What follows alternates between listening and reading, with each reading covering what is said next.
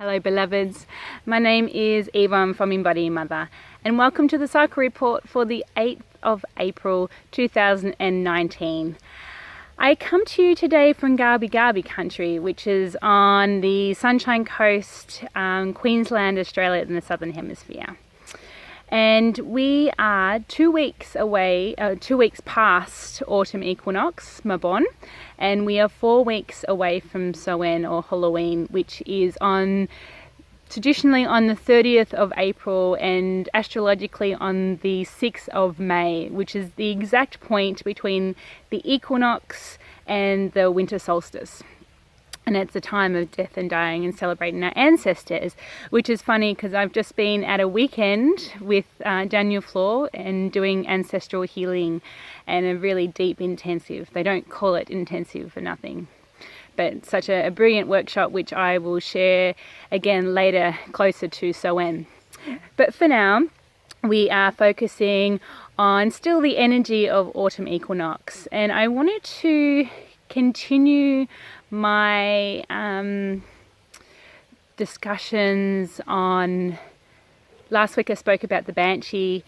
The week before I spoke about that point in the menstrual cycle when you can feel, all the tension building up and it just sort of comes out, classified, I guess, pathologized in a patriarchal society or culture as PMS.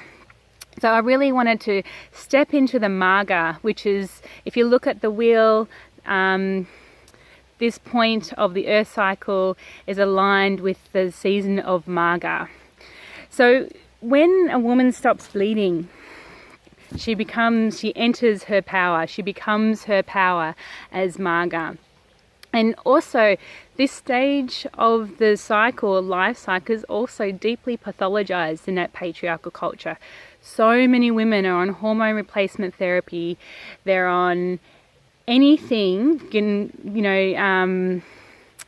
plastic surgery, all to come back to being that woman that everybody desires, that 21-year-old or, a younger version of themselves. And instead of really stepping into this point, because patriarchal culture does not value a woman really speaking her truth. And that's what a Marga does. So when a woman starts bleeding, so when she passes menarche, which is your first period, there's hormones of accommodation which gets you ready for mothering that comes with your menstrual cycle. So estrogen, and there's another one that I've lost the name for, but it's the hormone that surrounds the egg, and it's the hormone of accommodation and it's the hormone of people pleasing, which is, for our survival as a human race, for mothers, it's essential to have this hormone so we can scoop our children up and nurture them and hold them in the way that nobody else really can. So it's essential. But when we stop bleeding as Margas and go through menopause and come out the other side, there's a veil that lifts, the veil of accommodation, where a woman steps into her power and sees how things really are. So my teacher Jane Hardwicke Collings talks about this in her Autumn Woman Harvest Queen workshop. And the Marga is all about the harvest, reflection, contemplation, letting go, decay, and composting. So, and if a woman hasn't expressed, like the menstrual cycle, hasn't expressed, throughout her life how she feels, or that she hasn't been happy with things, or hasn't done the inner work, she'll get to Marga and be really angry or bitter. It feels like the stereotypical view of this phase in life, but it's the truth speaking that comes out at this phase in the cycle, or the life cycle. So this point in the earth cycle is equivalent to the Marga. So all hail the beautiful Margas out there, the wise women. Thank you for truth speaking when many people can't. And stepping into your power is something to really embrace. And what we need now, we really need the grandmothers who do truth speak to come forth and tell us what they really see and how we are treating the planet, and what are we leaving for the great-great-grandchildren. So yes, hail to the Margas.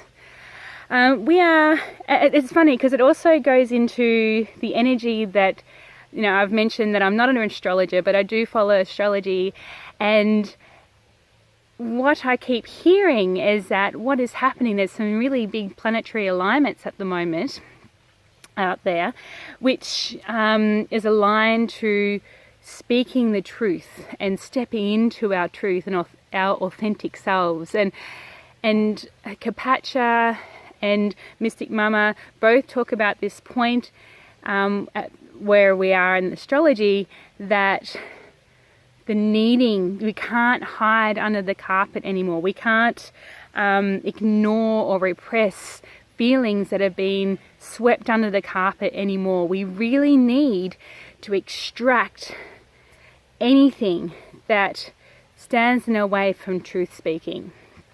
It's like the point in stepping into our true authentic selves, so we can step into connecting more deeply with our soul's purpose, which is what the earth, this is what we need now. We are at crisis point on our planet, and we need more people to come and really connect into spirit, into their soul's purpose on life. Because we've all come here for the soul's purpose to live a happy and full and healthy life. And most of our culture is not. And I think that's really deeply connected in how we treat our planet. Seeing the mother as something that you just take and take and take and take, instead of giving back and honouring the great mother.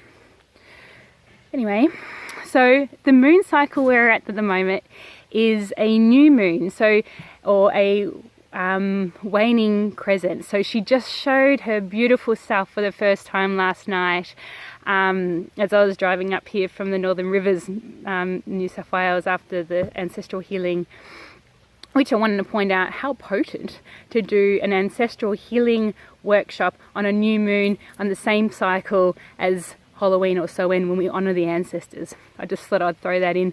It feels really some kind of deep magic unfolding. I know Melbourne will get the ancestral healing workshop this weekend, so exciting that this work is here at this time.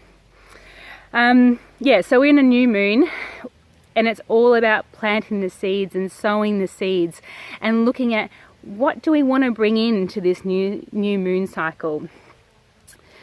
And I am on day 8. So I am moving towards ovulation. So the energy for me is rising. I can tell that in my body. I'm wearing a necklace. I'm feeling clear in my thinking, and I'm really excited and feeling full of energy, which feels good for what I need right now. So that is my day 8. And that is where we're at in the moon cycle and the earth cycle.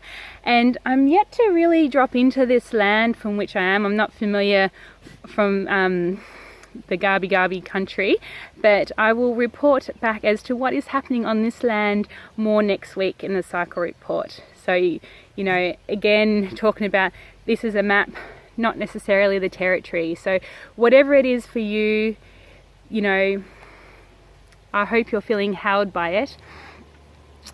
Just a quick sort of reflection questions for red tents. What new seeds are you planting for this new moon cycle?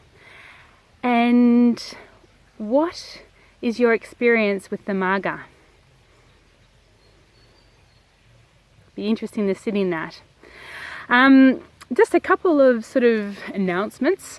I am looking for 3 people and 2 couples to work with me in some deep shamanic processing, and this can be face-to-face online, and that is through donation. So if you feel called to this work and feel called to me, shoot me an email, which is below, And I'd love to chat with you if that is your calling, to dive deeper into this work.